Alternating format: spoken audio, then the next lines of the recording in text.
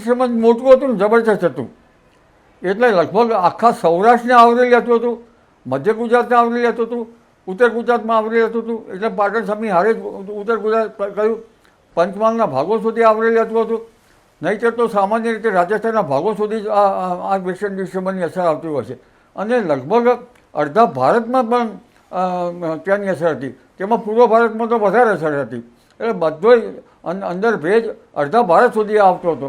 પણ આ પવન જે જબરદસ્ત ફૂંકાવાની શક્યતા હતી, એ પવન 35 થી 40 કિલોમીટર તો ફૂંકાઈ શકે તેમ હતું જ. વિન્ડ ગસ્ટ સામાન્ય પવન 15-20 કે 25નો હશે, પણ વિન્ડ ગસ્ટ તો જબરદસ્ત હતી. અને આ વિન્ડ ગસ્ટના કારણે જ મોટી મુશ્કેલી થઈ છે અને વરસાદી વહન પણ ખેંચી લાવી છે. એટલે આ વિન્ડ ગસ્ટ જબરી છે. આ વિન્ડ ગસ્ટના હિસાબે લગભગ અમદાવાદના મધ્ય ગુજરાતના ભાગમાં 40 કિલોમીટરના ઝડપે પવન ફૂંકાવાની શક્યતા છે, 35 થી 40.